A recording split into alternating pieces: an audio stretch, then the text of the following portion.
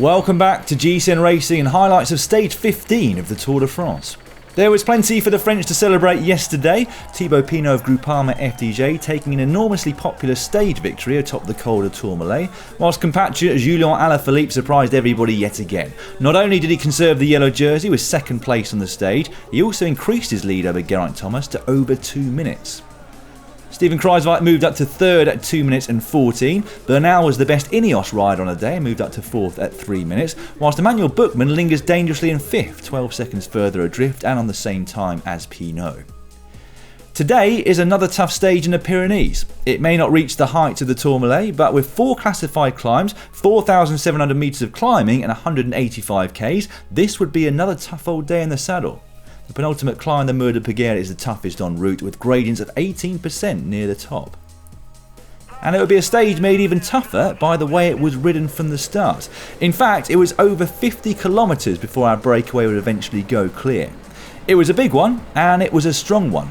36 riders in total, amongst them Simon Yates, Dan Martin, Roman Kreuziger, Ilnur Zakarin, Pello Bilbao, Alexei Lutsenko, Vincenzo Nibali, Romain Bardet, Mike Woods, and then the best placed on GC, Nairo Quintana of Movistar. He'd started the day just over 7 minutes adrift of the yellow jersey. Also in there was Michael Matthews of Team Sunweb, and it was him that would take maximum points at the intermediate sprint in Tarascon-sur-Ariège, just ahead of Nils Pollitt and Damiano Caruso.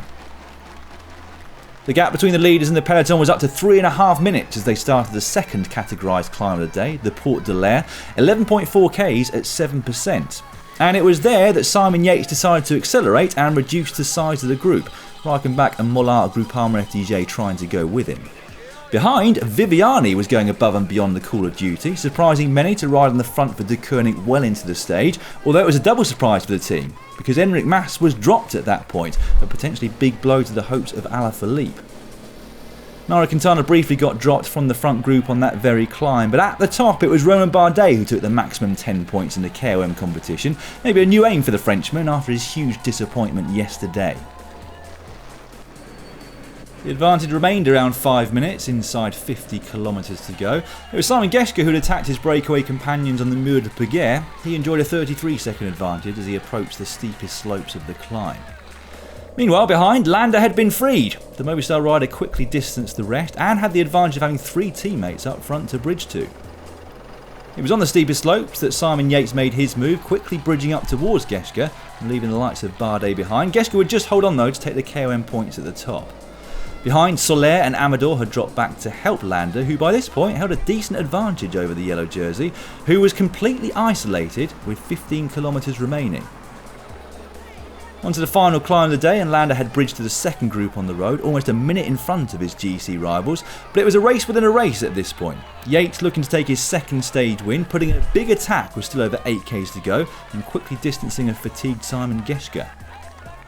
Landa was also a man on a mission though, riding through the riders scattered over the road and up to third place on the road, just under a minute and a half behind the lone leader. Gaudu was once again on fire today. He set a ferocious pace, putting many riders into trouble, including Trek Segafredo's Richie Porte. Soon after this, we had the big moment of the stage. Thibaut Pinot launching a huge attack with over 6 k's remaining. Initially, Bernal, Alaphilippe and Buchmann were able to bridge up to him, but in trouble again was Geraint Thomas. And 1 kilometre later, Alaphilippe cracked. It's a moment that many have been expecting to happen well before stage 15, but today it finally did. Would he lose the yellow jersey though? That was the big question. Eventually, Pinot's pace would be too much for everybody. Even Egan Bernal was unable to hold the wheel, the Frenchman riding high on a wave of form and confidence. Thomas's group would eventually catch Alaphilippe, but with Bernal in front, they let him ride on the front, hoping to crack him even more. Emmanuel Buchmann, the least talked about rider in the top 10, was once again showing us we should be talking about him. He was back up to the wheel of Bernal with 2.5 k's to go. When Alaphilippe started to slow behind though, Thomas seized his chance, putting in a big attack and setting off to put as much time into him as he possibly could. Pinot had caught Landa with 1k remaining, and the 2 riders proved themselves to be the best climbers in the race. In the other race though, it was Simon Yates who triumphed. A second stage win for him and a third for his team Mitchelton Scott. Pinot, though, was not as concerned with the stage win as he was about taking time. Sprinting over the final few hundred metres, he'd stopped the clock 33 seconds behind Yates, taking 6 bonus seconds in the process.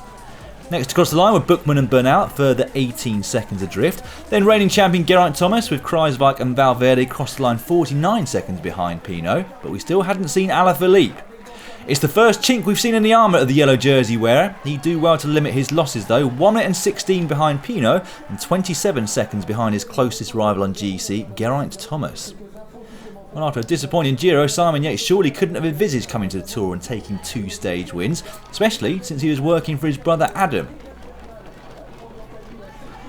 What's next for this man though? How long can he continue to hold on to the yellow jersey? His lead over Geraint Thomas is now down to 1 minute and 35 seconds, with Steven Kruijswijk in third a further 12 seconds adrift. Thibaut Pinot is up to 4th at 1 minute 50, while Bernal is 5th, 2 minutes and 2 behind the leader, but 12 minutes in front of everybody else in the white jersey as best young rider. Tomorrow it's the final rest day, but the following day it's the penultimate sprint stage of this year's race. 177 k's from Nîmes back to Nîmes. Nothing particularly tough about the stage profile, but forecasters are predicting another heat wave and temperatures up towards 40 degrees Celsius. Join us again on Tuesday to catch all the action from stage 16.